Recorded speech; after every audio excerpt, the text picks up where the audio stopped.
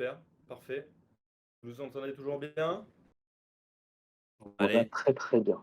parfait. Ok, Ben, Bonjour à tous. Ravi d'être là, Norma et moi, pour vous parler aujourd'hui en tout cas, vous faire un gros Rex en fait de ce qu'on vit nous au quotidien en tant que PM ou product designer dans les sociétés dans lesquelles on peut intervenir.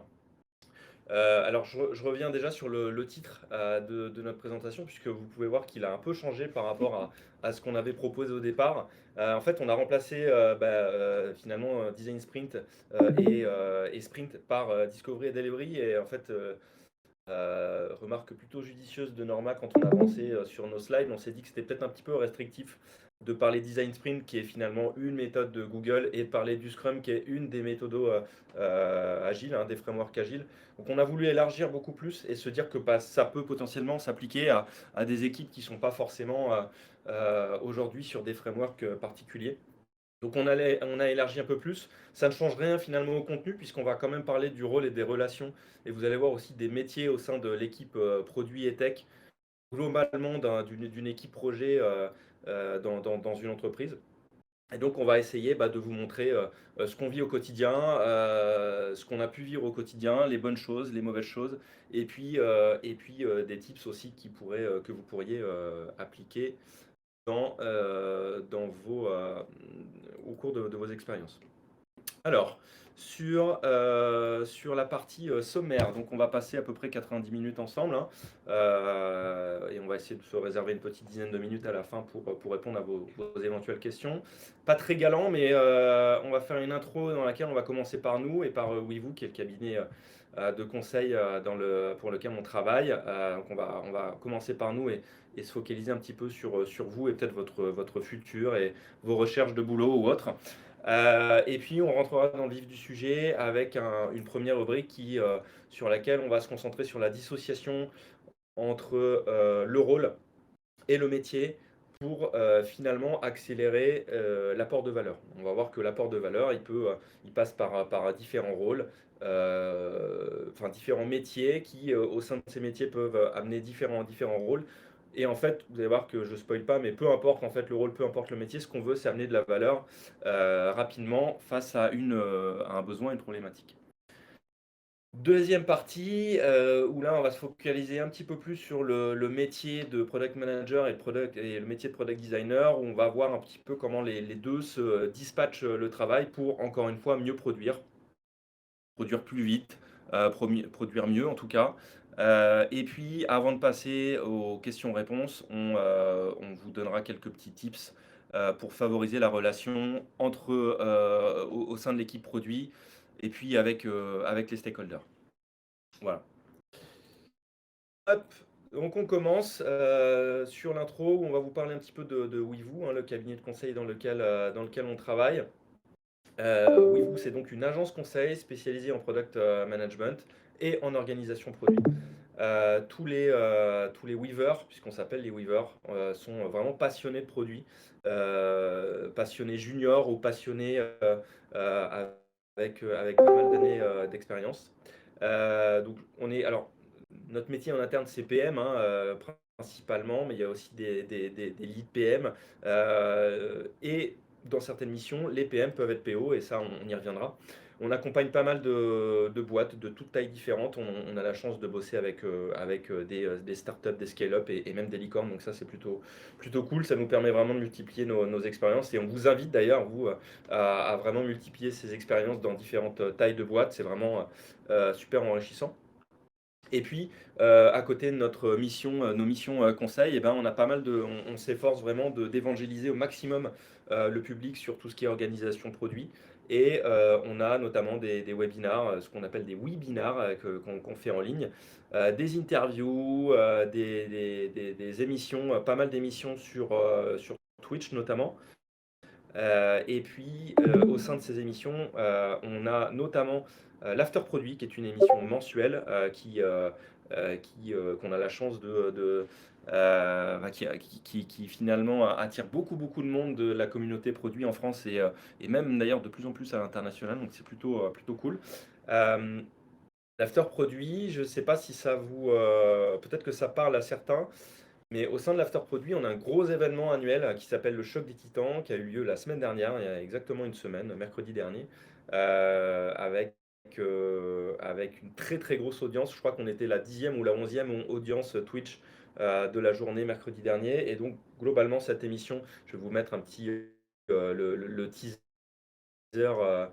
le teaser de l'émission pour que vous voyez un petit peu le délire, le délire du sujet et les moyens aussi qu'on met sur le sujet. Et sachez que les replays sont, euh, sont disponibles dès aujourd'hui. Alors sur Twitch évidemment, mais surtout sur YouTube. Alors j'ai pas regardé encore si c'est une vidéo chapitrée ou s'il y a, Ah, il y a s'il y a- chacune des vidéos. il y a chacune des vidéos. Oui. Ok, bah, donc vous pourrez voir les 15 plateaux qu'on a fait sur Twitch la semaine dernière et un avant-goût de ce que ça donne au travers de cette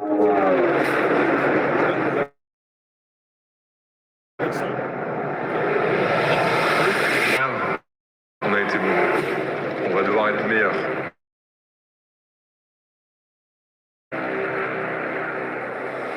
On va devoir aller plus loin.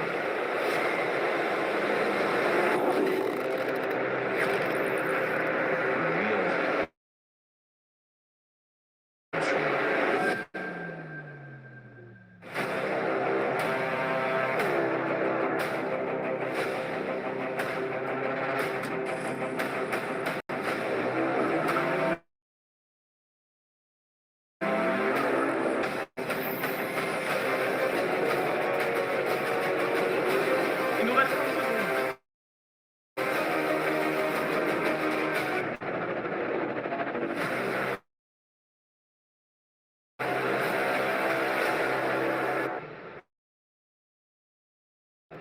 Alors ça fait un peu auto-promo, mais pourquoi on vous montre ça aussi? C'est parce qu'en fait, alors moi Norma et moi on était sur place la semaine dernière, et il y a beaucoup de sujets qu'on aborde aujourd'hui qui sont évoqués par des CPO, CTO, CTPO, et donc on vous invite vraiment à creuser le sujet au travers des vidéos qui sont disponibles sur nos chaînes YouTube. Très rapidement, on va se présenter. Je laisse la parole à Norma. Alors, oui. Alors, moi, je suis Norma. Donc, je suis ergonome cognitif de formation. J'ai une quinzaine d'années d'expérience en tant que UX design, product design, head of, lead ou en conseil. J'ai fait 5 ans du conseil dans plein de domaines différents.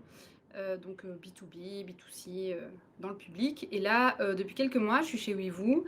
Et mon objectif, c'est de développer, de pouvoir partager avec vous et avec Nicolas, le retour d'expérience qu'on a de ces années d'expérience, si ça peut voilà, bénéficier. Yes. Moi de mon côté, donc Nicolas Oisel, je suis consultant, une carrière qui est divisée en deux, 10 ans en projet, uniquement des projets mobiles. J'ai été notamment directeur des opérations d'une agence de marketing mobile, où j'ai eu la chance de vivre l'explosion du mobile avec l'arrivée des Progressive Web Apps, puis des deux App Store, puis qui a découlé de tout ça. Donc pendant 10 ans vraiment en agence, et j'ai décidé en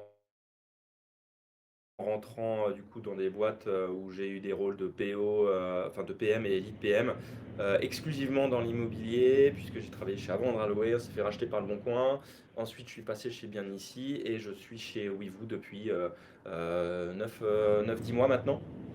Et, donc avec j'ai de formation, des sujets ou en interne directement, ou vraiment des missions coup de poing sur des thématiques un peu particulières.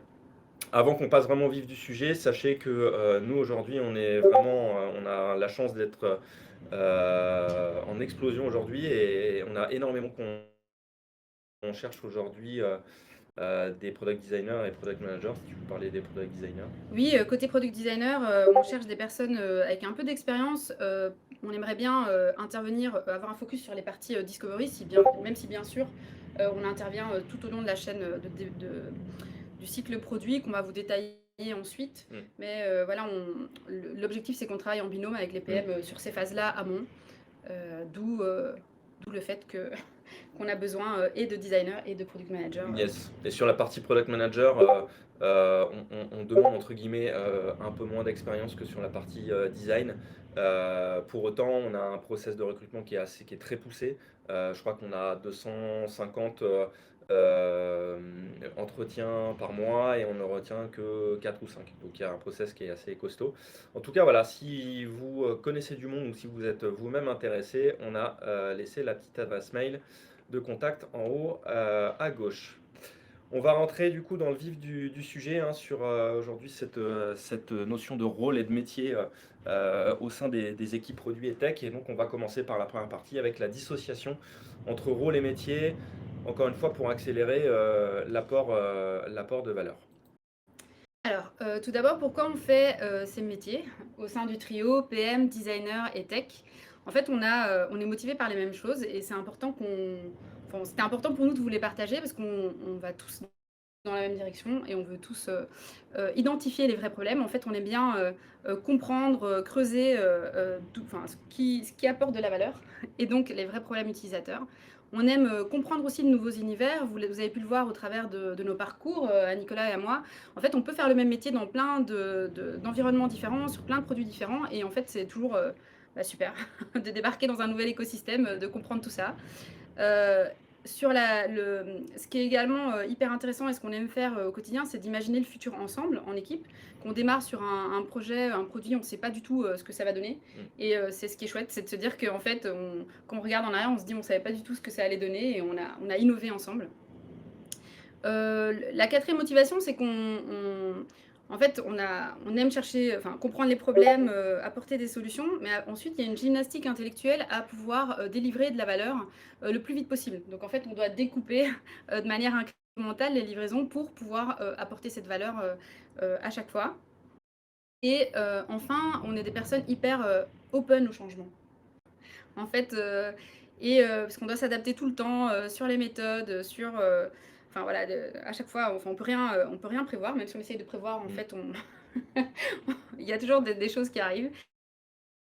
Et voilà, c'est un peu ce qui fait notre ADN d'équipe entre PM, designer et tech sur ces sujets-là. Ouais, et d'ailleurs, l'ensemble de tout ça, c'est vraiment l'état d'esprit produit qu'on essaye d'inculquer, en tout cas de proposer à toutes les personnes qu'on peut rencontrer en mission ou en interne. C'est vraiment un état d'esprit et l'ensemble de ces points-là sont vraiment importantes à avoir en tête pour finalement avancer sur cet apport de valeur rapide. Alors, en termes de collaboration, il y a des enjeux. C'est important de les comprendre pour vraiment bien collaborer au sein de l'équipe. Alors, excusez-moi, oui.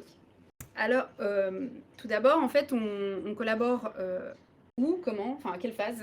Là, je vous ai mis un schéma de cycle de développement produit qui est assez intéressant parce qu'il reprend les différentes phases où on collabore au sein du trio. Donc, vous avez les phases. Alors, est-ce que je montre ma souris? Ouais. Est-ce que vous voyez? Hop, tac.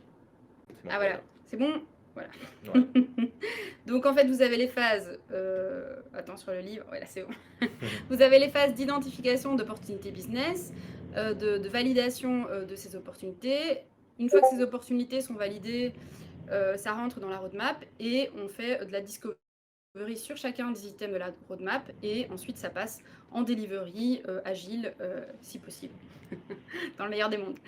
Alors, vous avez dû entendre parler de co-conception, de co-design, d'intelligence collective, ce qui paraît assez évident pour les phases de delivery. Mais en fait, nous, ce qu'on voit au quotidien, c'est que c'est important. Alors, est-ce que ça va marcher? Regarde, formidable. Hop. Ah, voilà. Donc, en fait, c'est important au préalable de co-comprendre pour co-concevoir et donc d'être dans les phases discovery et de research ensemble sur les compréhensions du problème et de ne pas travailler trop tout seul. Peu importe qui démarre la discovery et la research, c'est important, voilà, dès qu'on a des outcomes, de pouvoir les partager au sein du trio pour pouvoir co-concevoir et avoir la valeur de chacun sur cette co-conception. Pour les phases de delivery, de ne pas avoir de waterfall, de cycle en V.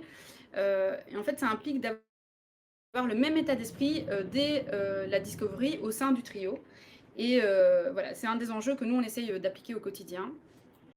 Et enfin, l'autre point, c'est que ce qui est important de comprendre, c'est qu'on peut garder nos métiers, donc Nicolas, PM, moi, designer, mais en fait, notre rôle va changer en fonction de plein de paramètres, notamment à quelle phase on va intervenir. Et c'est ce qu'on va essayer de vous étayer dans les slides suivants avec des exemples concrets pour vous montrer comment finalement notre rôle peut changer au fur et à mesure, en fonction de plein d'orgas, plein de choses. Mais c'est vrai que là, cette dernière partie-là, ce que vous voyez en noir, hein, le fait d'avoir un métier et pour autant d'avoir différents rôles, soit en simultané, soit vraiment en fonction de l'étape à laquelle on se trouve, c'est vraiment c'est vraiment le fil conducteur, vous allez voir, de notre présentation et ce qu'on essaye de faire comprendre aussi aux équipes avec lesquelles on travaille.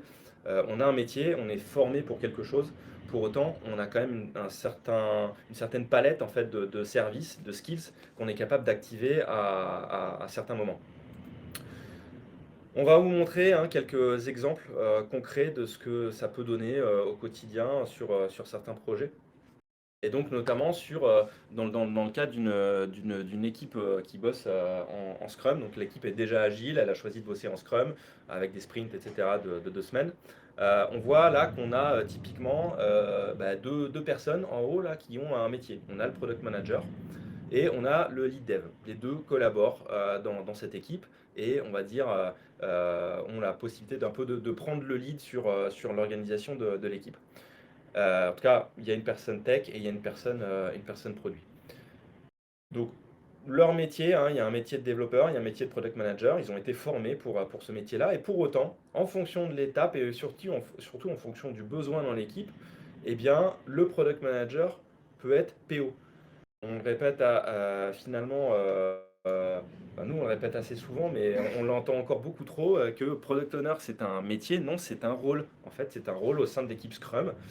Tout comme Scrum Master, finalement, c'est assez rare d'avoir une personne dont le simple métier est Scrum Master. Généralement, ce sont des personnes qui ont déjà fait d'autres choses, peuvent être PM, développeur ou autre, coach agile ou autre. Mais voilà, Scrum Master n'est pas un métier, c'est un rôle au sein de l'équipe Scrum. Je le rappelle, il y a Scrum Master, Product Owner et développeur. Tout ce qui est en plus, finalement, sort du cadre Scrum. Alors, on peut sortir du cadre Scrum, il n'y a aucun problème. Un cadre, il est fait aussi pour en sortir et pour s'adapter aux besoins. Et voilà, sachez qu'il y a vraiment cette notion de métier et il y a un rôle qu'il va falloir prendre parce qu'il y a un besoin dans une équipe ou parce qu'il y a un besoin dans un contexte particulier. Alors un autre exemple, c'est côté design, qu'on est en phase de delivery, on est en phase de détail des user stories et qu'on a un design system hyper mature dans l'entreprise. Donc dans ce cas-là, côté product designer, même si on a une prédominance plutôt UX design par exemple, on va être amené à devoir faire des déclinaisons de patterns qui se trouvent dans le design system et qui ont besoin d'être complétés. Parce qu'il manque des variantes de composants, il manque des adaptations. Et dans ce cas-là, en fait, on va prendre la casquette UI designer et on pourra même nous-mêmes compléter les composants du design system et le proposer aux équipes qui managent le design system. Alors, le rôle peut changer aussi en fonction du niveau de maturité de design de l'organisation. Donc là, en fait, c'est un slide qui résume en fait le contexte du design en France sur la base des études des études de marché, d'InVision, de Nielsen aussi. En fait, il y a l'échelle là, c'est l'échelle de Norman Nielsen du X Maturity que j'ai adapté en français, plutôt que d'avoir une échelle de 1 à 6, d'être plutôt dans un paradigme mental français, de 0 quand c'est absent, c'est 0, de 0 à 5. Et en fait, ce qu'on peut voir dans un premier temps, c'est que plus le niveau de maturité de l'entreprise va être faible, et maturité design, plus vous allez intervenir en aval dans les phases de delivery par rapport aux grandes phases de produit. Et en fait, plus l'entreprise l'organisation va monter en maturité design, plus on va pouvoir, en tant que designer et même en tant que PM, pouvoir intervenir plus en amont dans la chaîne de valeur produit, venir faire de la discovery, peut-être même venir impacter les opportunités business qui auront été identifiées vraiment dans une entreprise de type user-driven. Ce qu'on peut voir également, c'est que finalement, on a beaucoup, comme l'état de maturité design en France, c'est plutôt du niveau 1 à 2. En fait, on a beaucoup de designers qui sont sur ces phases-là. Et en fait, et en même temps, nos rôles en tant que designer, si on intervient dans une entreprise à ce niveau-là de maturité, vont plutôt être de détail des user stories et du coup avec des compétences plutôt UI, UX ou UI designer. Et ensuite, plus on monte dans la chaîne de valeur, plus on va plutôt tacler des compétences de research, du X, et vous allez voir une spécialisation. En fait, il y a l'axe de niveau d'expertise et de spécialisation des métiers et des rôles avec des design ops qui commencent à apparaître, des design system managers, où finalement les UI designers deviennent plutôt design system builder, manager, design system manager ops. Et en fait, ce qui est important peut-être de retenir pour vous, c'est que en fait, on est tous acteurs de cette montée en maturité design. Et en fait, il y a en fait là aux États-Unis, d'un niveau à l'autre. Donc en fait, on va vous en reparler après, mais en fait, voilà, on est tous, il faut qu'on soit patient et on est tous acteurs de ce changement et de cette montée en maturité au niveau du design.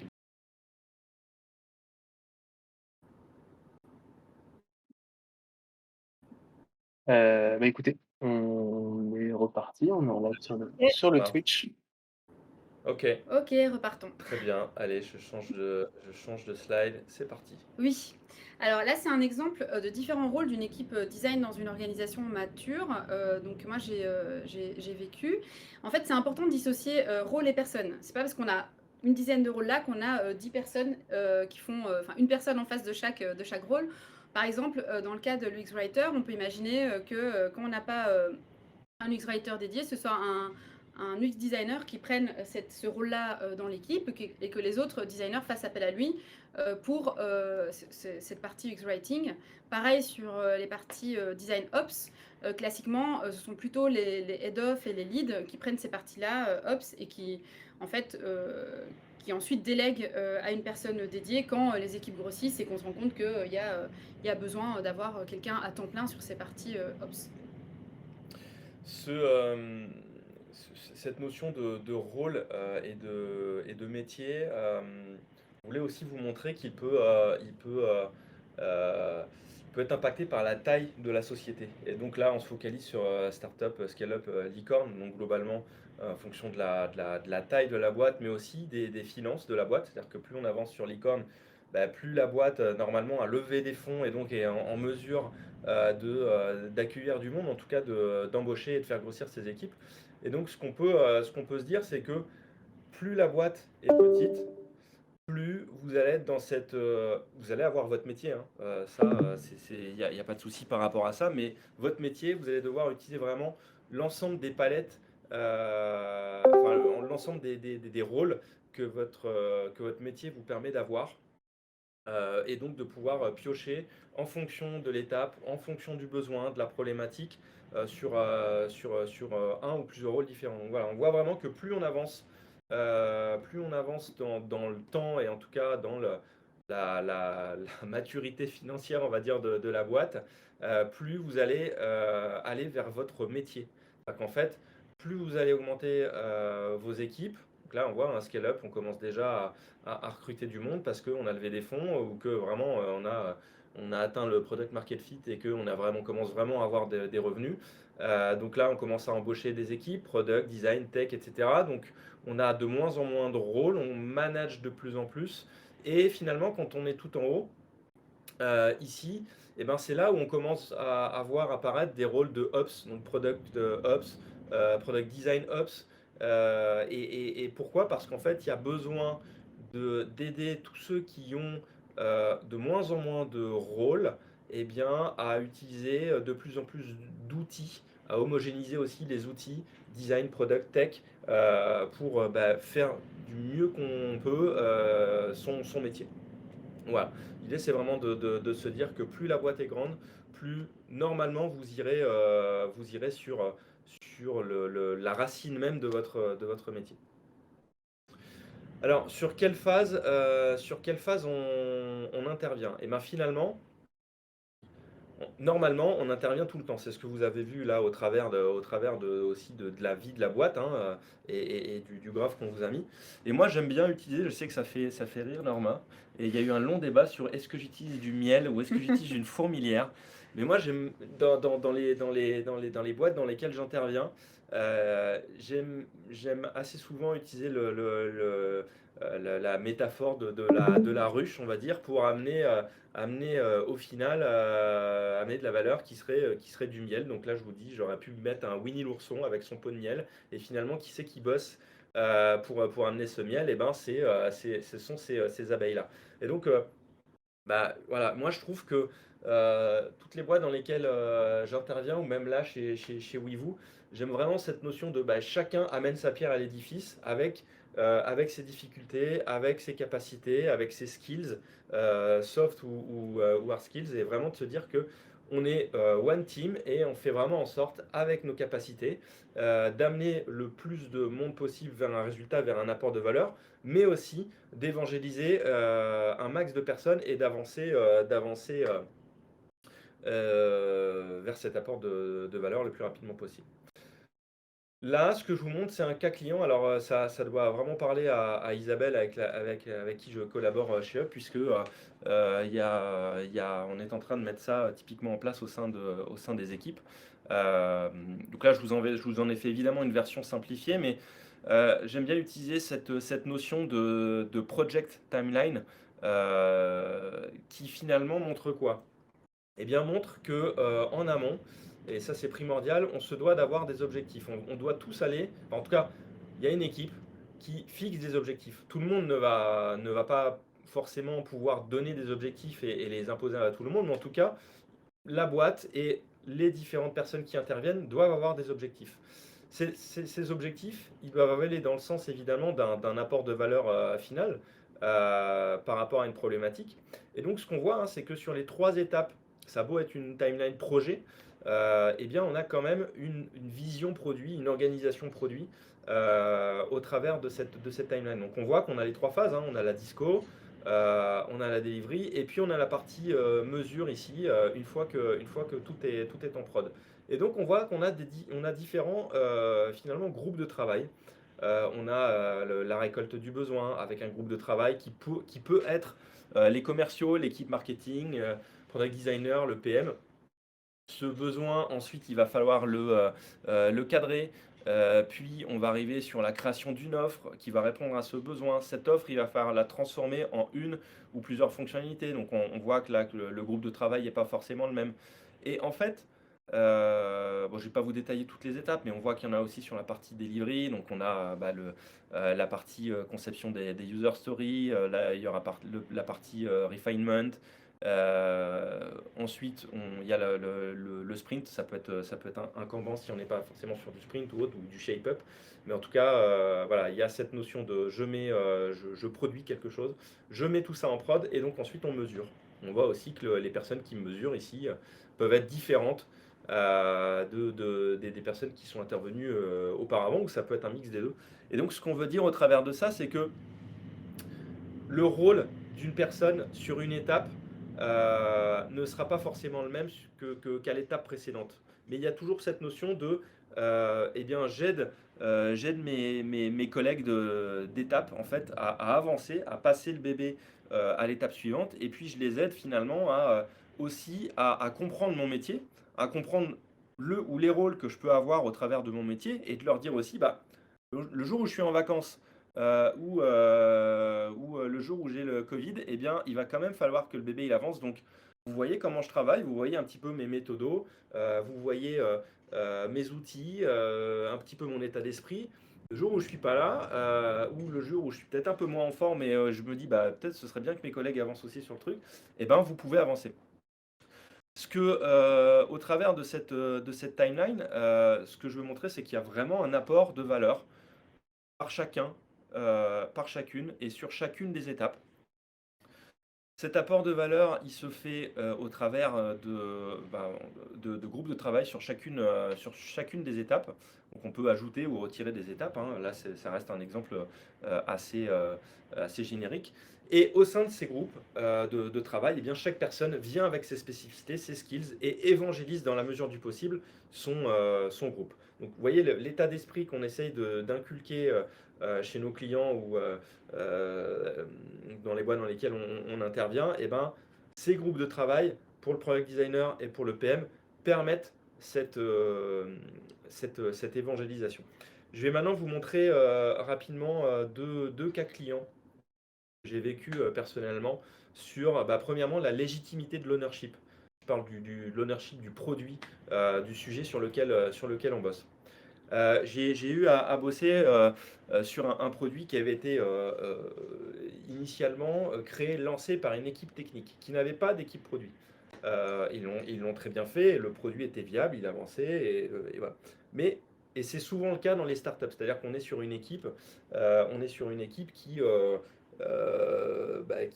vient peut-être de la tech ou du commerce, etc., et qui justement va, parce qu'on est vraiment early stage, va avoir plein de rôles.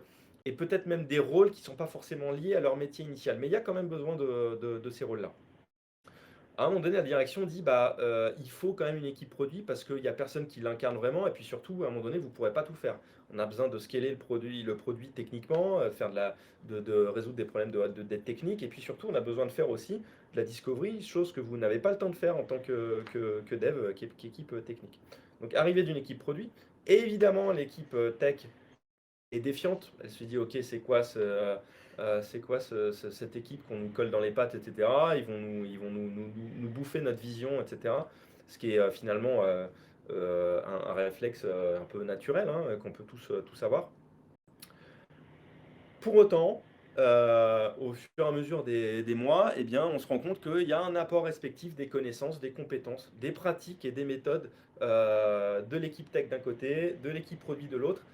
Ils apprennent à travailler ensemble et puis au final, la finalité, ça reste un produit amélioré et qui commence justement à être co-construit. Et ça, c'est vraiment le point important sur lequel on veut insister aussi, c'est cette notion de co-conception et de co-construction.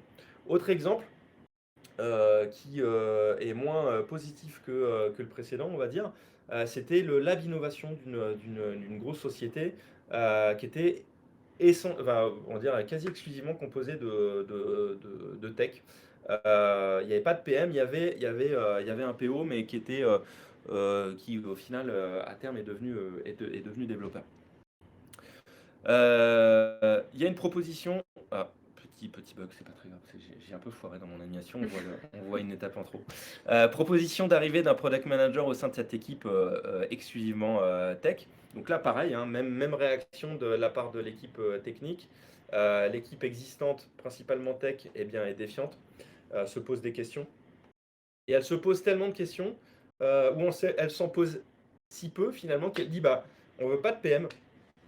On veut rester uniquement notre équipe actuelle. On pense qu'on a les skills et qu'on pense qu'on a le temps de tout faire, d'avoir notre job de développeur, de lead tech, et aussi on a aussi le temps finalement d'être product, de faire de la disco, de faire de la delivery.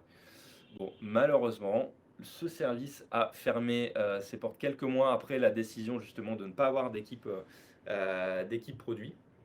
Donc je ne dis pas que ça arrive systématiquement, mais c'est aussi pour vous montrer que quand on arrive quand même à se partager les rôles et vraiment à se faire confiance avec nos skills respectives, généralement ça se passe mieux que quand on décide de mettre une croix sur une personne, sur un rôle, sur un métier. Les deux personnes finalement qui incarnent le mieux finalement ces frictions au sein des équipes Product and Tech, c'est un peu le CTO et le CPO. Et une des solutions finalement pour que ces deux entités, ces deux services, ces deux équipes différentes travaillent ensemble, une des solutions, c'est peut-être de les faire fusionner, ces CTO et ces CPO. Et donc, ce CTPO, vous pouvez voir dans certaines boîtes, qu'on peut appeler aussi CPTO dans d'autres, et d'ailleurs il y en avait certains ou certaines la semaine dernière sur le choc des titans, je re-spoil, mais vous irez voir sur les vidéos.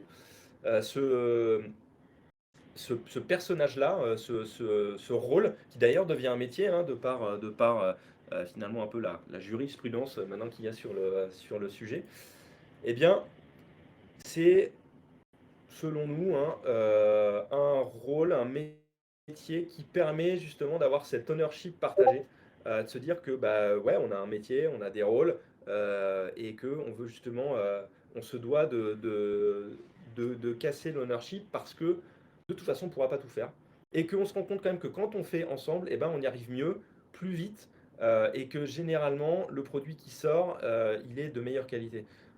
Je le dis assez souvent, mais dites-vous que le produit que vous sortez, il est généralement à l'image de votre équipe. Si votre équipe ne sait pas collaborer, votre produit, il sera à coup sûr foireux. Et donc, enfin, votre produit va vraiment transpirer l'organisation. Ce poste de CTPO, c'est aussi une manière d'évangéliser, de faire une évangélisation mutuelle sur le travail et les skills de chacun. Il y a peut-être des skills qui vont m'intéresser chez telle ou telle personne, chez tel ou tel, sur tel ou tel rôle. Et je me dis, bah, moi, en tant que PO, en tant que PM, j'aimerais bien avoir ces skills-là pour évoluer dans ma carrière, ou même parce que le sujet m'intéresse. Et donc, en ayant un manager qui vous fait bosser ensemble, eh bien, ça permet aussi de faire cette évangélisation. Il y a un apport de valeur qui est supplémentaire et souvent plus rapide. Et puis, ça permet aussi d'atténuer, voire de supprimer les conflits, les biais, hein, qu'on peut avoir sur le rôle ou sur tel ou tel métier. Voilà, globalement. Et alors, ce qu'on peut dire, hein, sur ce poste, sur ce rôle de CTPO, c'est un rôle qu'on voit assez souvent dans les boîtes qui sont en transition vers une organisation produit, qui sont en train de scaler et qui ont justement besoin d'aider les équipes à travailler ensemble. Bah, je termine sur cette slide-là, je te laisse la parole après, Norma. Du coup, Oui, hein, vas-y, vas-y. sur le rappel, des enjeux sur cette collaboration, hein, donc c'est vraiment enfin, en tout cas, l'intérêt de comprendre ces enjeux, c'est vraiment de bien collaborer. Il faut co-comprendre pour co-concevoir. Co-comprendre son produit, mais co-comprendre aussi le métier de chacun, le métier de vos collègues. Et ça nécessite du coup de faire preuve d'empathie pour ces personnes-là et aussi pour les stakeholders. Pas de waterfall dans la discovery au sein du trio PM, Product Designer et Tech. Et puis surtout, vraiment, et ça, vraiment fil rouge, et on vous le redira jamais assez, vous avez un métier, pour autant, vous êtes là quand même pour faire avancer la machine correctement. Et donc, vous avez potentiellement des rôles que vous pouvez activer, désactiver en fonction de l'étape. Ça, c'est vraiment le maître mot de cette première partie. Et donc, on peut passer à la seconde. Norma. Ah, c'est toi qui commences. Ah, c'est bon. Ah Ouais, ben, je peux commencer. complémentarité, je peux la présenter. Ah non, mais vas-y, non, mais j'y vais. Vas-y, Non, non, vas-y. je veux surtout pas. Non, non. Donc, la deuxième partie, hein, pour faire rapidement petite transition, on va plus se focaliser là sur les métiers de PM et de product designer, et donc notamment sur le dispatch des tâches, le dispatch des rôles aussi, hein, pour mieux produire. Vous voyez, on a deux petits hashtags, hein, collaboration et puis intelligence collective. Et on va vous donner notamment quelques exemples de complémentarité entre le product manager et le product designer. Mais c'est vrai que c'est moi qui fais ces Oui, slides-là. c'est toute cette. Après, Ah c'est moi. là là là là. Ok. Alors, vraiment sur cette partie-là, ce qu'on voulait vous montrer, c'est que on bosse tous sur un produit final, un service qu'on va livrer. Et donc moi, je digresse un peu, mais je suis chez Weevoo au sein d'une tribe, produit responsable et RSE. Et on aime assez souvent répéter qu'un produit finalement, un produit éco-conçu, un produit responsable, c'est un peu, finalement, ça peut s'appliquer à tout produit, mais donc un produit qui est conçu correctement, il se doit d'être utile, vraiment répondre à un besoin, répondre à une problématique, amener de la valeur face à une problématique. Il doit être utilisable, c'est-à-dire que pour qu'il soit utile, il faut que la personne puisse l'utiliser, en faire quelque chose, sans forcément avoir à réfléchir pendant des heures sur comment je fais pour atteindre la finalité l'utilité. Et donc, il doit être utilisé. Il doit finalement avoir une audience, avoir des utilisateurs. Et donc, si on veut, de manière un peu arbitraire, hein, attribuer l'utilité, on peut dire que c'est le product manager qui va s'en occuper. Il va faire en sorte de faire de la discovery et de voir si, bah oui, il y a une problématique, il y a un besoin, et donc il va falloir, d'une part, comprendre ce besoin, peut-être l'affiner, et puis amener, au travers d'un produit, une solution à cette problématique. Et donc, amener de l'utilité au produit. Pareil, hein, si on, de manière un peu arbitraire, si on dit que l'utilisabilité doit être attribuée à quelqu'un, ce sera le product designer. Il va faire en sorte que l'expérience utilisateur soit au rendez-vous et que, au travers d'un produit qui est utilisable, l'utilité soit là.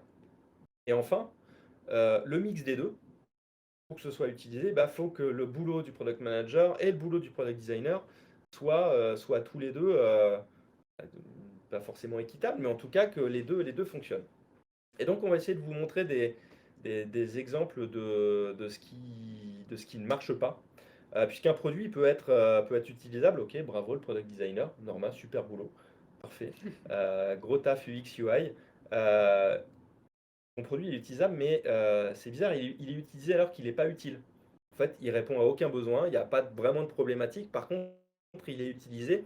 Ça veut peut-être dire qu'il y a des dark patterns qui font que l'utilisateur, on arrive à happer son esprit et son attention, et donc il utilise le truc alors qu'il n'y a aucune valeur ajoutée. Alors c'est purement subjectif, hein, mais j'aime bien utiliser l'exemple de Foursquare. J'ai délibérément mis le logo de la toute première version de Foursquare, parce que je trouve, encore une fois, ça n'engage que moi, hein, et désolé aux équipes de Foursquare, ou à ceux qui utilisent Foursquare, mais globalement, hein, ce que je me dis, c'est que la toute première version, ok, c'était utilisé parce que tout nouveau, il y avait une carte, on pouvait mettre des pins sur une carte et dire, ok, là, je suis en train de manger dans ce restaurant, super, et de le partager sur les réseaux sociaux. C'est utilisé, ok, très bien. C'est utilisable, super, ça amène vraiment des nouveaux patterns et des nouveaux outils qui étaient à l'époque pas encore utilisés.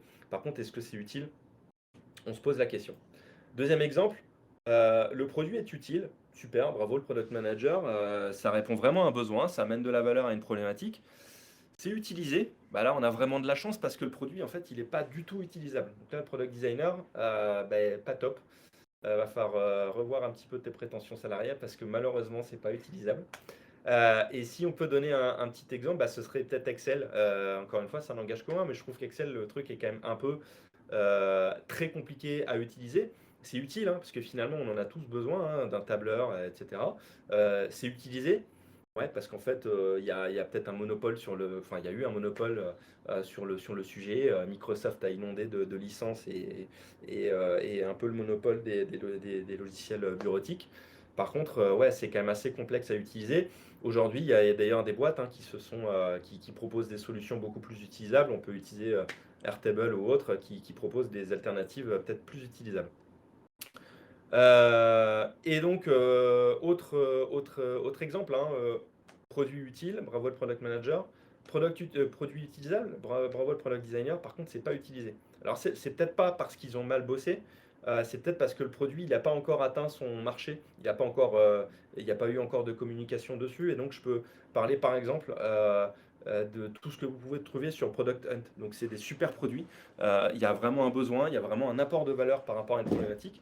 C'est utilisable, ils font un super boulot, mais par contre, c'est pas utilisé, donc ça veut dire qu'il va falloir communiquer sur le service. Et donc, alors je n'ai pas mis d'exemple avec les trois cochers, mais donc on peut avoir un produit qui est aussi utile. Ouais, effectivement, on a besoin de ce produit, par contre, c'est absolument pas utilisable et c'est pas utilisé. Exemple assez récent, malheureusement, hein, SNCF Connect, on prend tous le train. Par contre, l'appli, on l'a vu, hein, ça a été largement, enfin suffisamment médiatisé. D'ailleurs, on avait je crois, CPO. le CPO de Yannick, ouais. SNCF Connect qui en parle sur un des talks du choc des Titans. Voilà, très bon exemple voilà, il y a une utilité nationale, universelle, on va dire même. Par contre, gros problème d'utilisabilité et donc de fait, c'est sous-utilisé. Donc notre taf, hein, vraiment en tant que product designer et product manager, bah, c'est d'arriver avec les techs évidemment, parce qu'il n'y a pas que nous qui bossons sur ces produits, mais encore une fois, je vous l'ai dit, le produit, il est vraiment à l'image de votre co-conception et du travail de co-construction que vous allez faire. Et bien, si normalement le produit il est utile, utilisable, utilisé, bah, c'est vraiment que le product manager et le product designer et leurs équipes, désolé pour les techs, mais j'aurais pu évidemment mettre pareil l'équipe tech ici, s'ils font leur boulot correctement, qu'ils se répartissent les tâches correctement, qu'ils sont dans le même état d'esprit, normalement, vous arrivez à un produit euh, idéal, le produit un peu parfait. Norma, je te passe la parole pour parler du coup de tout ce qui est Centralized Partnership. Merci. Alors, je vais vous parler on va faire un focus sur le Centralized Partnership avec les différents enjeux et des retours d'expérience que j'ai pu vivre sur ces thématiques-là, sur ce mode d'organisation-là. Alors, en fait, vous allez rencontrer différents types de collaboration au sein du trio, PM, designer et tech, en fonction de la maturité design de l'organisation. Là, en fait, j'ai essayé de vous mettre pareil sur l'échelle de maturité, quel type d'organisation vous allez rencontrer. En fait, quand on a une maturité assez limitée, finalement, on se rend compte que ponctuellement, on a besoin de designers et on fait appel à une agence externe dans ce cas. Ensuite, on se rend compte que on fait de plus en plus appel à l'agence externe et que pourquoi pas avoir plutôt quelqu'un en interne et voire même une équipe. Mais dans ce cas-là, on reproduit en fait le modèle de l'agence externe en interne avec un modèle d'équipe centralisée que moi j'ai nommé agence internalisée. Et avec le fait qu'on a côté produit des difficultés de synchronisation des agendas, de disponibilité parce que par exemple, Nicolas a besoin de quelqu'un côté design pour faire de la research, l'aider aux phases de discovery, mais en fait, il doit voir avec le manager de cette équipe s'il y a de la dispo. Et donc, en fait, c'est un des inconvénients. Par contre, pour les designers, c'est top parce qu'on travaille tous sur plusieurs thématiques. On a une connaissance partagée des produits et on peut collaborer et du coup assurer l'expérience utilisateur transverse, une certaine transversalité et homogénéité dans l'expérience utilisateur. Donc finalement, on se dit comment résoudre ce problème quand on monte en maturité design de l'organisation, c'est de pouvoir se dire bon, on va régler les problèmes de dispo en ayant un designer par équipe agile avec 100% de son temps dédié au périmètre que gère cette équipe. Et donc le PM et les développeurs ont leur designer qui travaille avec eux. Donc c'est le modèle décentralisé, c'est bien parce que ça règle le problème de dispo, mais par contre, pour les designers, l'inconvénient c'est qu'on n'a pas en fait l'expérience utilisateur globale empathie parce qu'on est siloté d'une certaine manière en fonction de l'organisation produit sur laquelle on n'a pas la maîtrise, qui elle-même ne représente pas une découpe naturelle en termes de parcours utilisateur au sein du produit. Donc finalement, et les designers peuvent être frustrés parce qu'ils n'ont pas de temps pour pouvoir collaborer sur des sujets transverses, et notre utilisateur final peut en pâtir de ce fait-là. Et enfin, du coup, on a le modèle plutôt du partenariat centralisé qui recoupe le meilleur des deux mondes. Des mondes avec les avantages des deux où, en fait, vous avez une équipe design centralisée, mais à l'intérieur de cette équipe, vous avez un partenaire pour chacune des équipes et chacun des PM et du coup une connaissance accrue du périmètre fonctionnel, par exemple de ce que va gérer Nicolas, mais aussi la possibilité pour moi en tant que designer de pouvoir collaborer avec mes autres collègues designers sur des composants transverses du design system, sur des menus, des dashboards, des pages d'accueil et des choses qui, d'un point de vue design, permettent d'assurer une homogénéité et un parcours top pour nos utilisateurs.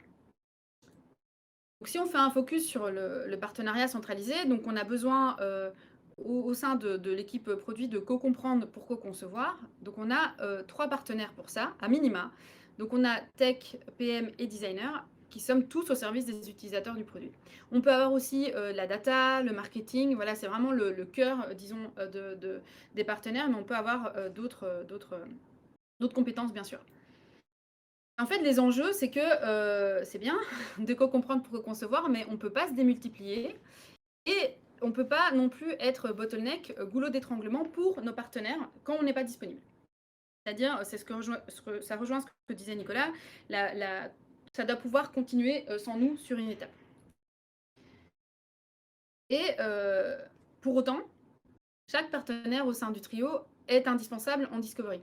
C'est-à-dire qu'on ne peut pas imaginer, par exemple, Nicolas et moi, de travailler en binôme en discovery sur les parties research du problème et même solution.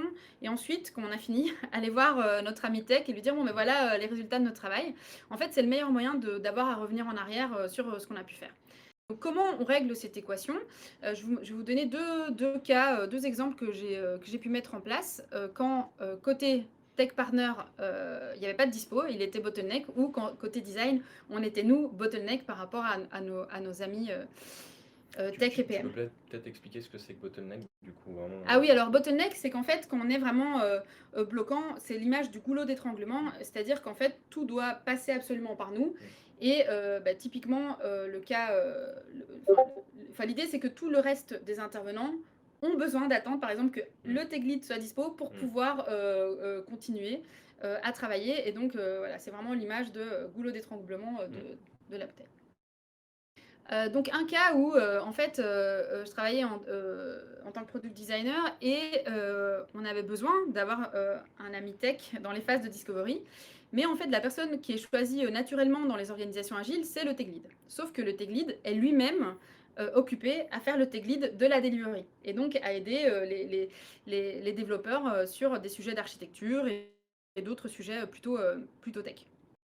Et donc, finalement, moi, j'étais bloquée sur l'avancement de la discovery et la définition de solutions parce que j'avais personne pour la faisabilité technique et pour essayer de trouver des solutions ensemble sur ces phases-là. Et finalement, je me suis dit, mais en fait, il y a une squad avec 10 développeurs, pourquoi pas, enfin, je suis sûre que ça va intéresser les développeurs d'intervenir en amont aussi, parce que finalement, ce que peut vivre le tech lead quand nous, on lui explique notre travail PM designer de problèmes et de définition de solutions, en fait, les autres développeurs de l'équipe peuvent le ressentir aussi en se disant, en fait, on a étudié toute la question et en fait, après, on me la donne pour juste la délivrer. Donc finalement, je me suis dit, bon, voilà, on a des personnes potentiellement motivées, intéressées et qui pourraient nous aider sur ces phases de discovery. Et en fait, du coup, ce qu'on a mis en place, c'est de définir un partenaire tech sur chacun des éléments de la roadmap, qui n'est pas exclusivement le tech lead, qui lui-même était lui-même occupé. Et ça a très bien marché. Un autre exemple que j'ai rencontré, c'est quand cette fois-ci, côté design, c'était nous qui étions au goulot d'étranglement pour les équipes. Parce qu'en fait, on était 5 designers pour une équipe de 100 développeurs. Donc en fait, quand on voit qu'un ratio confortable, on est de 1 designer, 5 développeurs, on était carrément sous-effectif en termes de ratio. Mais ça permet d'être ingénieux et d'essayer de trouver des solutions. Et c'est ça ce qu'on disait en préambule, le fait de pouvoir s'adapter au changement et imaginer des nouvelles choses. Et en fait, là, du coup, ce que j'ai mis en place, c'est de pouvoir introduire une notion de priorité UX dans la roadmap, où en fait, cette priorité découle elle-même. En fait, on avait un produit SaaS avec différents profils utilisateurs, donc admin et différents profils possibles. Et typiquement, le profil admin, on avait une dizaine d'administrateurs versus un autre profil qui comptait 3 millions d'utilisateurs.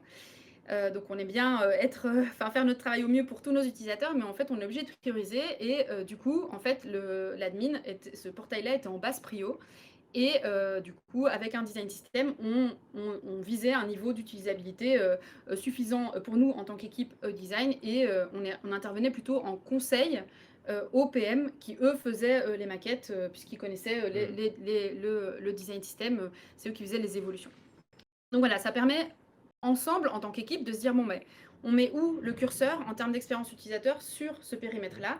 Et en fait, si on est d'accord entre nous, on trouve le mode de collaboration qui nous convient le mieux en tant qu'équipe. Attendez, je clique au bon endroit. J'essaye de cliquer au bon endroit. Ensuite, alors, là, je vais essayer d'illustrer en fait des slides que j'ai pu utiliser sur la différence entre les rôles de PM et designer. Parce qu'en fait, on a des différences, on a des convergences et on a souvent la question de se dire, mais en fait, qui fait quoi, quand, comment et comment on travaille ensemble. Alors déjà, je pense que c'est partagé par vous, mais c'est important de se dire que l'état de l'art, c'est qu'en fait, il n'y a pas de définition, toute faite, by the book de toi, PM, Nicolas, tu fais ça, moi, Norma, designer, je fais ça. C'est des métiers récents, donc tout reste à prouver. C'est ça. Et l'idée, c'est que vraiment, il n'y a pas de standard. Là, je vous mets des illustrations d'une étude qui a été faite l'année dernière sur à peu près 400 PM et designers aux États-Unis par le groupe NN Group. Et en fait, le titre de leur article, c'est Overlap. Chacun sent qu'il y a un overlap, un recouvrement de compétences et d'intérêts. Et en fait, ça rejoint ce qu'on disait en tout préambule avec Nicolas. Et en filigrane, c'est de dire on a tous la même motivation d'apporter de la valeur, on s'adresse aux utilisateurs, donc on veut tous les connaître et leur fournir un produit le plus satisfaisant possible. Donc en fait, c'est particulièrement vrai le fait que ce soit assez flou dans la collaboration, dans les phases de discovery et dans les phases de design, early design, donc les premières maquettes. Et c'est pour ça que vous voyez par exemple la deuxième illustration qui est en fait un PM qui a fait une maquette et qui va voir le développeur et le designer qui se dit mais en fait je suis où moi je suis où. Donc déjà, l'état de l'art c'est celui-là. Alors, comment on peut définir les rôles, enfin les métiers entre PM et designer? En fait, par ces slides, j'essaie d'expliquer que c'est en fait un prisme d'analyse de la situation et une priorité. En fait, par quel angle prioritaire va utiliser Nicolas en tant que PM et quel angle prioritaire moi je vais utiliser pour analyser la roadmap, le backlog, les fonctionnalités et même les outcomes qui vont ressortir de la research.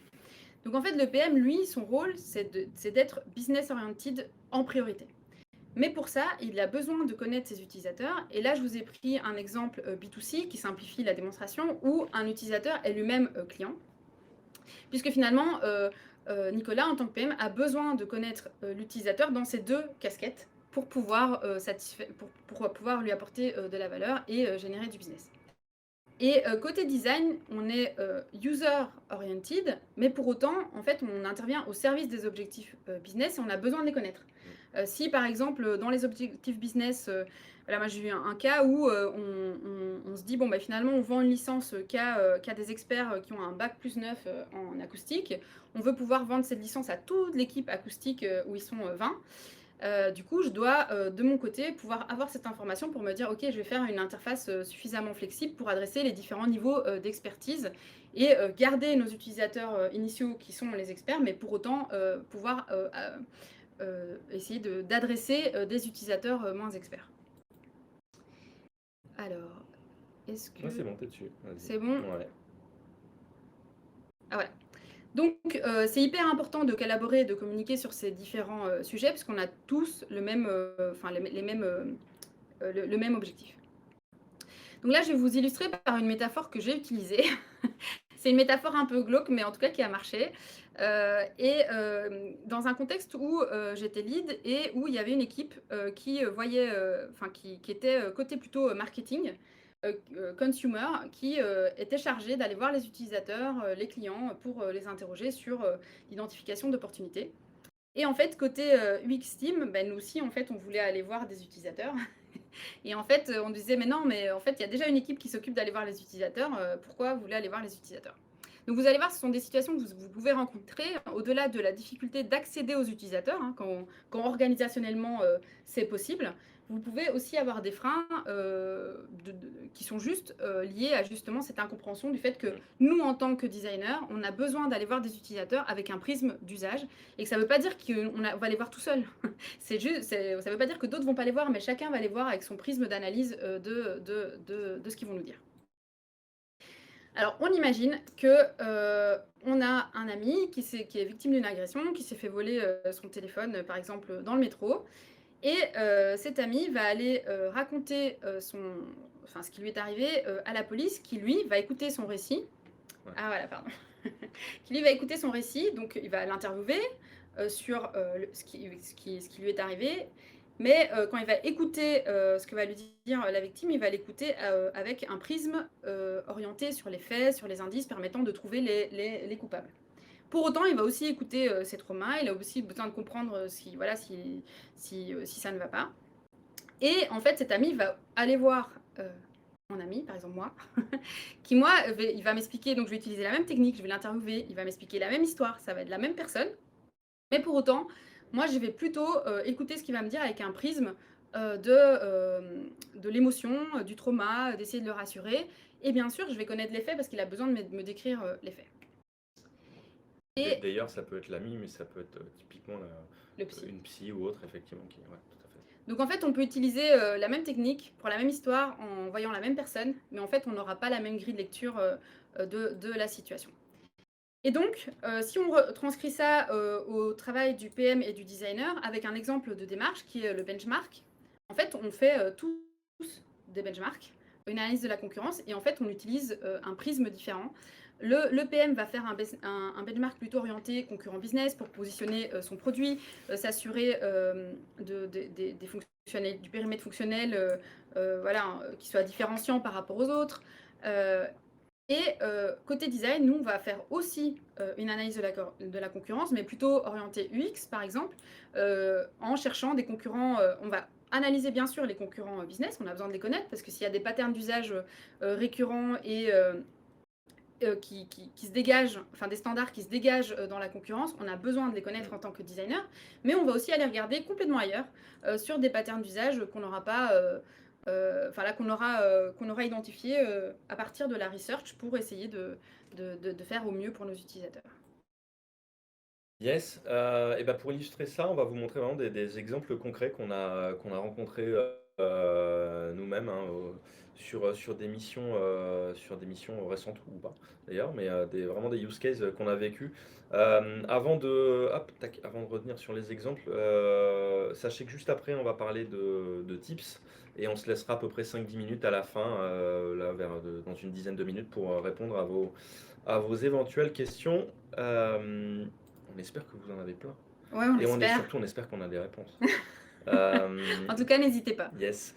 Premier use case que j'ai moi-même vécu il n'y a pas si longtemps que ça chez le leader en France de la petite annonce auto, qui avait un besoin d'accompagnement dans la création et l'utilisation de ses personas. C'est-à-dire que c'est une boîte qui pensait avoir des personas et c'était vraiment pas exploitable. Donc ils ont fait appel à nous pour qu'on les aide à les construire, à mettre en place une méthode pour les construire, enfin en tout cas appliquer une méthode pour les construire et faire en sorte justement que par la suite ils sachent le faire et puissent le faire eux-mêmes en parfaite autonomie et d'ailleurs avec l'ensemble du groupe de travail qui était concerné. Donc ils ont fait appel à nous pour aussi leur transmettre ce savoir-faire et les faire gagner en autonomie sur ce sujet. Évidemment, au travers de ça, on fait en sorte de leur donner un certain nombre de bonnes pratiques supplémentaires. Et donc, là, on est sur une parfaite collaboration entre le PM et le designer. Il y avait une UX UI designer qui venait d'arriver. Et donc, on s'est réparti le travail de manière efficace et on va dire plutôt équitable. Donc, on voit hein, qu'ici, on a alors moi, je suis surtout intervenu sur les deux premières parties. Ensuite, je les ai laissés un peu en autonomie sur le sujet, mais on voit vraiment que sur la partie research et collecte de data, le PM s'est plutôt focalisé sur, donc moi et avec l'équipe PO, plutôt focalisé sur la partie quanti, la partie data, la partie analytics. Donc ils avaient notamment été Internet, Hotjar, donc ce qui est déjà une très bonne base hein, pour faire de la research sur la partie data. On avait un groupe de travail qui était plutôt product design, PO et analytics, mais c'était vraiment moi de mon côté, donc avec ma casquette product, enfin PM, qui avait pris le lead là-dessus. Et donc là, la product designer a, elle, pris la partie plutôt qualitative avec des sondages, des interviews. J'ai donné un peu mon avis, j'ai fait mon retour sur la partie interview, mais globalement c'est elle qui a pris le lead. Pareil avec Hotjar, avec Excel et avec d'autres outils qu'ils avaient à disposition. On s'est parti le travail de cette manière. Derrière, il y a eu un travail d'analyse et de segmentation. Donc là, pour rentrer un peu plus dans le concret, on a fait des diagrammes d'affinité qui nous ont permis vraiment, au bout de quelques heures, on va dire 3-4 heures d'atelier, d'aboutir à finalement des personas qui sont aujourd'hui utilisés mais vraiment de manière opérationnelle et qui font vivre dans le temps. Donc là, c'est plutôt la partie définition et création qu'ils ont fait de leur côté. Moi, j'ai donné mon avis a posteriori, mais voilà, ils ont été autonomes là-dessus. Et ce qui est pas mal, c'est que toute cette partie-là, hein, les deux premières parties, les deux premières étapes, ils sont capables maintenant de les refaire pour faire évoluer finalement leur personnage dans le temps. Donc vraiment, au travers de ça, l'idée aussi, c'était de leur montrer qu'il y a une équipe produit composée de plusieurs métiers, product manager, product designer, euh, et puis d'autres stakeholders et d'autres équipes, hein, l'équipe data, l'équipe tech, qui aussi a participé. L'idée, c'est vraiment de leur montrer qu'il y a un sujet à tacler. Voilà un petit peu la répartition, un peu by the book, mais voilà aussi la répartition qui peut se faire aussi parce qu'il y a besoin d'accélérer ou il y a besoin de compétences particulières sur tel ou tel sujet. Euh, et deuxième cas client, là je laisse la parole à Norma sur un client récent. Oui, sur lequel on travaille avec Nicolas. Alors, juste pour revenir, pour compléter ce que dit Nicolas, c'est une répartition assez classique en fait entre PM et designer que sur les parties research, le PM puisse prendre la partie quanti, voir avec l'équipe data, sur des dashboards, sur voilà, une analyse d'usage plutôt quanti et le côté design qu'on prenne la partie quali et qu'on partage des informations, enfin qu'on partage pour le cas idéal, consolider des personas en fonction de ces deux inputs. Donc là, c'est un cas sur lequel on travaille avec Nicolas, qui est pour un leader de l'assurance multirisque habitation en France, où on l'accompagne sur un audit UX et stratégique, organisationnel, suite à la mise en ligne du MVP. Et en fait, l'objectif, c'est de pouvoir prendre les recommandations et tous les pains qu'on aurait pu voir dans cet audit pour itérer sur les prochaines versions ou pivoter même stratégiquement. On en est à là. Plutôt pivoter sur ces sujets-là. Donc c'est un sujet super intéressant et tout comme vous a montré Nicolas précédemment, je vais essayer de vous montrer un peu la démarche globale de collaboration entre PM et designer qu'on a mise en place. Voilà, comment on s'est réparti les tâches sur la livraison de cet audit et de ce plan d'action en termes d'UX et d'accompagnement organisationnel. Donc en fait, on a démarré par des ateliers d'audit. Alors audit, on peut entendre audit heuristique, Bastien Scapin, donc ce qui est une des méthodes utilisées, mais en fait, j'ai audité les personas, la proposition de valeur aussi. Un audit de parcours que j'ai pas mis là. Et en fait, entre chaque atelier, on faisait des points de synchro avec Nicolas sur ce qui ressortait de l'atelier et les résultats côté UX de l'audit. Et quand Nicolas pouvait, il participait même aux réunions pour être informé des différents sujets. D'un autre côté, côté produit, en fait, il y a un audit d'orga et stratégique qui a été mis en place en parallèle et avec systématiquement des points de synchro et livraison d'un plan d'action UX et produit et orga voilà, à peu près 5 ateliers, mais en fait, on est vraiment dans des phases, on a besoin, vraiment, ce qu'on essaie de vous dire en filigrane, de co-comprendre ce qui se passe pour pouvoir, si besoin de proposer un pivot stratégique, en fait, on a besoin de le proposer, si on pivote stratégiquement, on a besoin, enfin, ça a des impacts sur le plan d'action UX, ça a des impacts sur le plan d'action produit, et y compris organisationnel, parce que ça dépend de vers quoi on veut aller, et on ne peut pas mettre en place une orga si on ne sait pas ce qu'on veut faire. En fait, c'est toujours du sur-mesure en fonction de ce qu'on veut faire. Ouais, et puis là-dessus, ce qui est vraiment aussi important à retenir, c'est que euh, en fait, on a Norma et moi des skills qui peuvent être différentes. Et en fait, on tire sur des ficelles avec ce client-là ou avec d'autres clients, on tire sur des ficelles sur lesquelles l'autre n'aurait pas forcément tiré.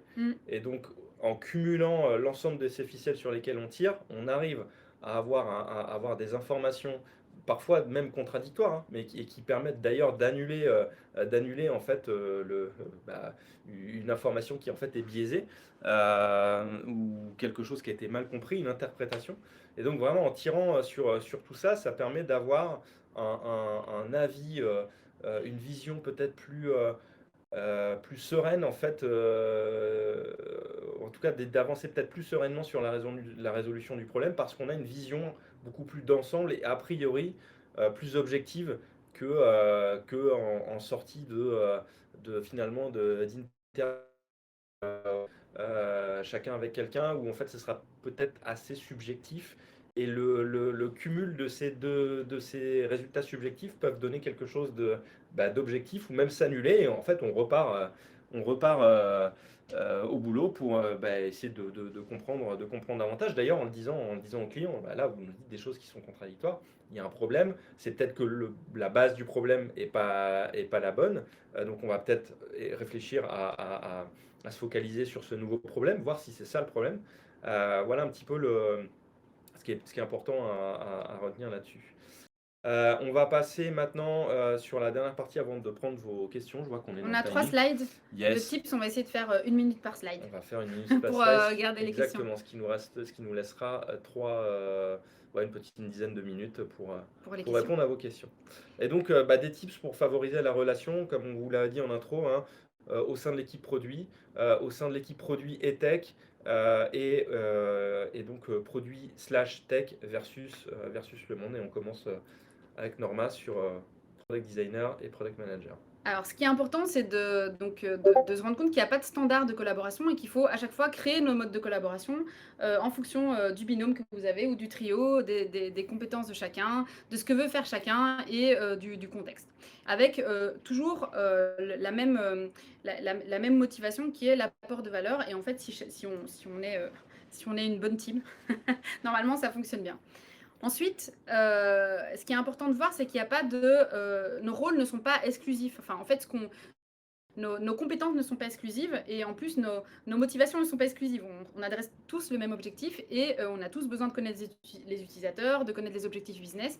Et donc, c'est pour ça qu'on a mis pas de RACI, mais plutôt des groupes de travail pluridisciplinaires, parce que le RACI, ça suppose plutôt une découpe assez exclusive des tâches et des responsabilités, alors qu'en fait, là, on est vraiment dans l'intelligence collective et dans la co-construction, la co-compréhension, et du coup, ça nous paraît un peu incompatible avec une méthodologie RACI. Et enfin, ce qui est important de vous communiquer, c'est que les frictions sont normales.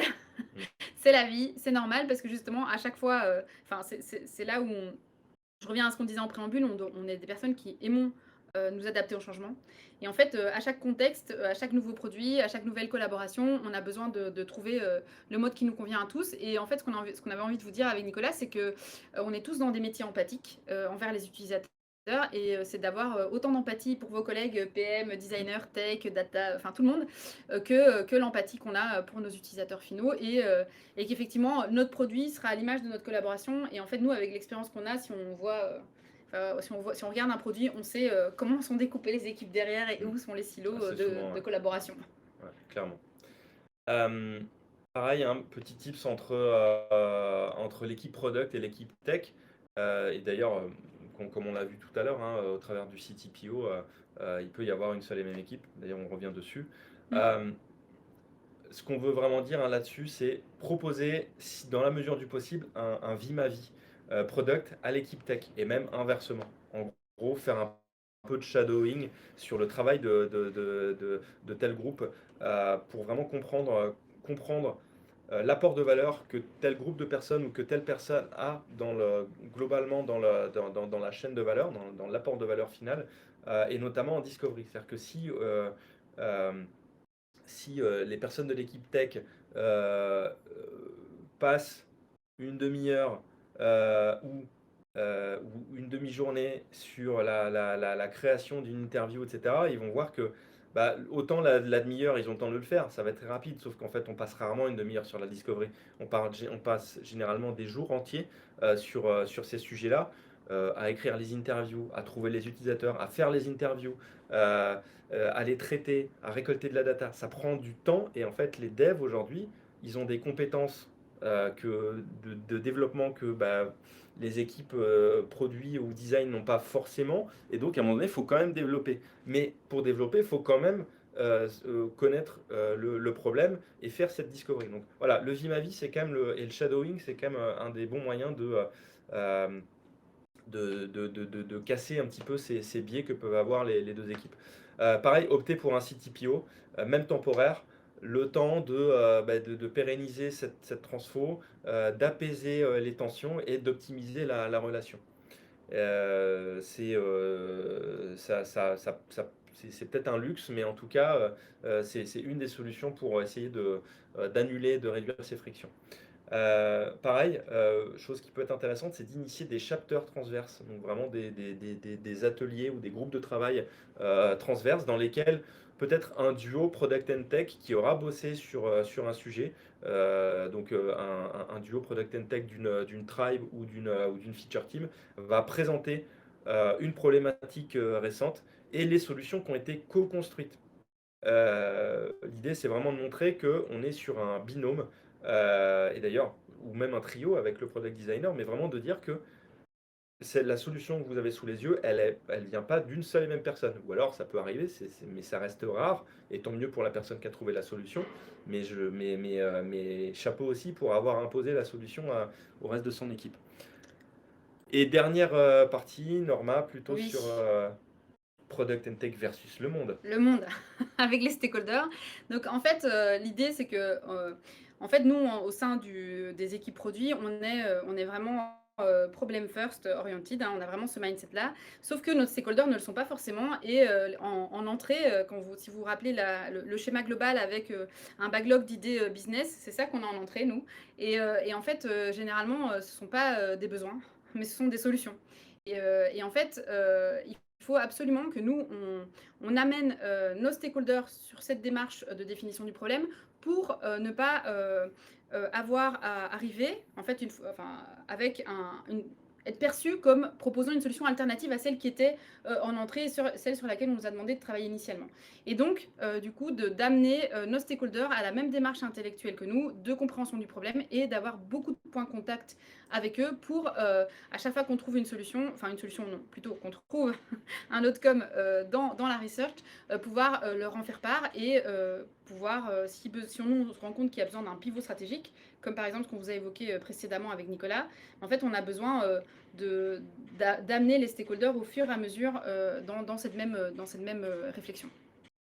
Pour pas juste arriver en disant bon ben voilà, nous on a analysé la question, ce qu'il vous faut c'est un pivot stratégique. Bah, c'est sûr qu'on va se planter. Et donc du coup d'avoir énormément d'évangélisation et de démos, d'avoir énormément de points de contact avec les stakeholders sur tous les niveaux de la démarche qu'on a. Et le dernier point, c'est d'être patient. Comme on vous l'a dit précédemment, en termes de, par exemple, de maturité, des échelles de maturité design, on a également le cas avec les maturités produits. Tout le monde veut monter en maturité, mais ça prend du temps. On est tous acteurs de cette montée en maturité et en fait, ça sert à rien de faire du forcing, ça va pas marcher. Voilà, juste pour que vous ayez un ordre d'idée temporelle. Donc, aux États-Unis, il faut 2-3 ans pour passer d'une étape à l'autre. Donc, par exemple, d'une agence externe à un modèle agence internalisé. Et donc, ils évaluent même le dernier niveau pour passer à user-driven à 20 ans. Donc, juste, on a du boulot dans nos métiers d'évangélisation, de conduite du changement. Et voilà, il faut qu'on soit tous patients et empathiques entre nous. Exactement. Et je crois qu'on a fait le tour. Et on peut prendre vos questions si vous en avez. J'espère que ça vous a plu. On a essayé de rattraper le temps, rattraper un peu le temps perdu, entre guillemets, le temps de coupure, je crois, sur Twitch. Et donc voilà, on vous laisse la parole si vous avez des questions à nous poser. Oui, merci beaucoup Nicolas et Norma. On a eu une première question avant la coupure qui était quelle casquette minimum le product designer doit-il avoir? Quelle casquette Ouais, minimum? quelle casquette minimum? En fait, ça dépend. C'est pas ex nihilo. Ça dépend du contexte. Comme je vous disais, en fonction de l'organisation dans laquelle vous allez être, en fonction du niveau de maturité design de l'organisation, vous allez intervenir sur des problématiques différentes. On peut imaginer que vous interveniez uniquement sur des phases du X-Research, parce qu'on a besoin de vous en études d'opportunité amont, avec des personnes plutôt en stratégie. Et donc, si c'est votre job de faire ça, votre compétence, votre casquette minimale, ça va être de pouvoir faire cette partie research. Et Non, vas-y, je compléterai après. et pareil, si vous êtes plutôt sur les phases aval avec un design system, on va vous demander de pouvoir, votre casquette minimale, ça va être dépendant du fait de pouvoir utiliser ce design system dans Figma, pouvoir le décliner au niveau UI et pouvoir avancer sur ces sujets-là. Donc en fait, voilà, tout est contextuel et dépend de où vous allez et par rapport à ce que vous avez envie de faire aussi, en fait, ce qui vous anime le plus. Et pour compléter, hein, je pense aussi que la casquette, c'est ni plus ni moins celle qui est demandée aussi dans la job description de l'annonce à laquelle le product designer va répondre. Et finalement, c'est là où on rejoint un petit peu la notion de rôle, c'est-à-dire que de base, il se dit, OK, bah, je suis product designer.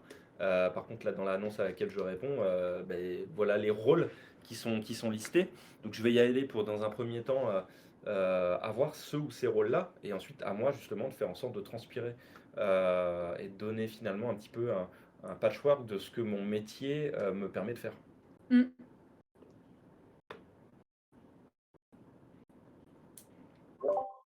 Merci beaucoup. Alors, il y a une deuxième question, elle a été un petit peu répondue Jordi et puis par Pierre. C'est est-ce qu'on peut avoir aussi plus de détails sur ce que sont les scale-up et la licorne? Parce que c'est voilà, un vocabulaire qui n'est pas connu de tout le monde. Ouais, alors une scale-up, c'est une boîte qui... alors en gros, le niveau de base, on va dire, hein, une start-up, c'est une boîte qui n'a pas encore, qui est en train de chercher son product market fit et qui est en train de vérifier si le produit qu'elle est en train, ou le service qu'elle est en train de mettre en place répond à une problématique, trouve sa cible et permet d'en tirer potentiellement des revenus. Une fois que c'est ça, eh bien, il n'y a potentiellement plus besoin de pivoter. Donc là, on va scaler, c'est-à-dire qu'on va faire en sorte de faire croître ce business-là et ce produit-là pour amener de plus en plus de valeur face à peut-être plus d'utilisateurs et de clients, et donc d'en tirer plus de revenus. Et puis une licorne, c'est une boîte qui a priori passe. Alors, c'est assez rare d'avoir des startups qui passent à l'étape de licorne, même si ça peut arriver. Mais donc, en gros, une startup passe à scale-up. Une fois qu'elle est scale-up, elle attire pas mal de fonds et suffisamment de fonds pour être valorisée, être valorisée 1 milliard d'euros de mémoire. Ouais, c'est ça, licorne, c'est 1 milliard. C'est 1 milliard d'euros, Mm. j'allais dire 1 milliard de dollars, mais comme depuis hier, le dollar est 1 dollar, c'est 1 euro. Ah ouais? Ouais, depuis hier. C'est pas du tout bon signe, mais c'est comme Non. ça. Voilà un petit peu ce qu'on pouvait vous dire sur Startup, Scale-up et Licorne.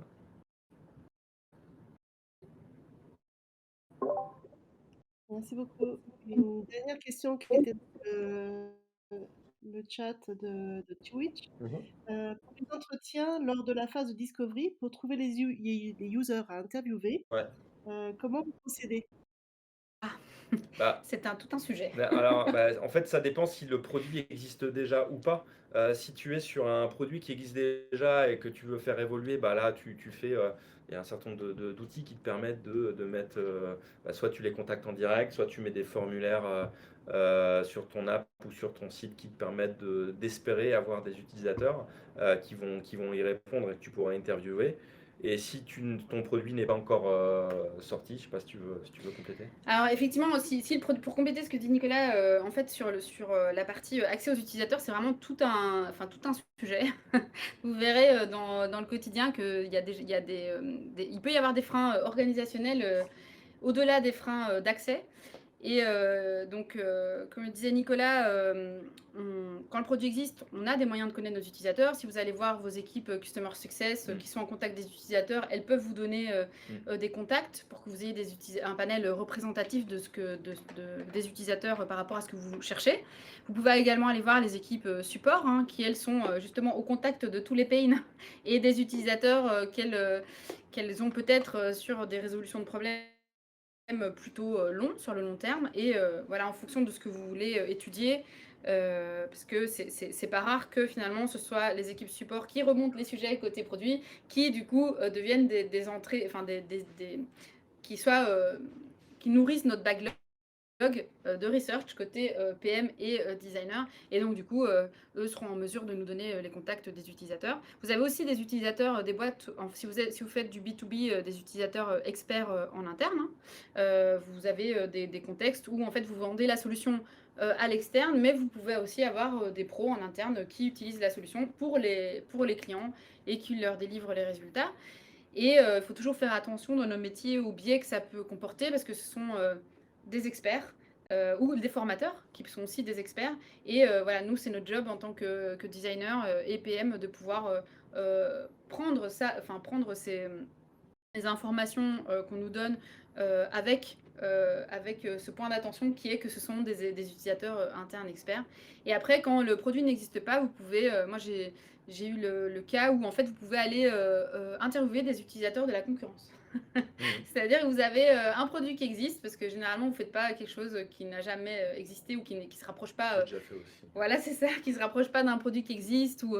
Et en fait, vous pouvez essayer d'interviewer des utilisateurs qui utilisent un outil concurrent pour essayer de comprendre ce qui fait qu'ils l'utilisent. Parce que idéalement, vous aimeriez bien faire que ces utilisateurs fassent du churn et viennent chez vous.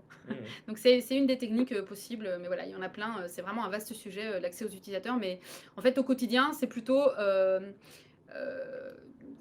plus que l'identification des utilisateurs, c'est plutôt pouvoir y accéder. Mettre en place une démarche de continuous research et sur chacun des sujets, c'est ça qui est en tout cas le plus difficile au quotidien dans nos métiers.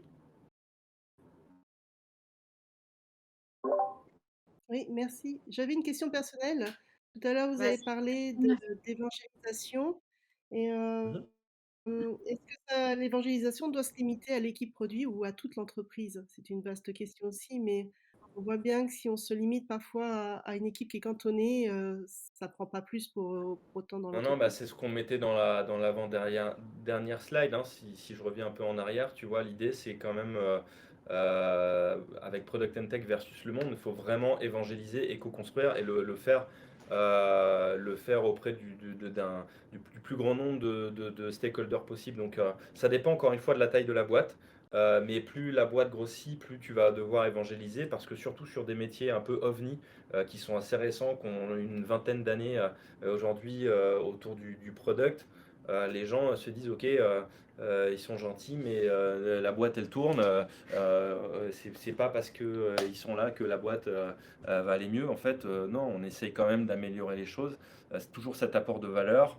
Et on va rien révolutionner, mais on va juste aider, faire en sorte de structurer peut-être un peu plus les choses et de leur faire se rendre compte peut-être que le problème auquel ils s'attaquent n'est pas forcément le bon. Ou en tout cas, en l'attaquant de telle manière, il y a peut-être d'autres manières de faire et d'amener peut-être successivement. Donc c'est beaucoup d'évangélisation, selon moi. Plus la boîte est grosse, plus il faut évangéliser, évidemment. Euh, mais, euh, mais on est aussi là pour ça, finalement. J'avais un chef qui disait pourquoi remplacer quelque chose qui marche par quelque chose qui marche. Ouais, c'est Donc ça. en fait, notre job, toute la difficulté de notre job, c'est en fait, ce que disait Nicolas, les organisations tournent. Et en fait, pourquoi il ferait appel à un PM, pourquoi il ferait appel à un product designer si ça marche? Et en fait, c'est là tout l'enjeu de notre évangélisation, c'est arriver à montrer, à démontrer la valeur ajoutée de nos métiers et en quoi ça va marcher aussi, mais mieux.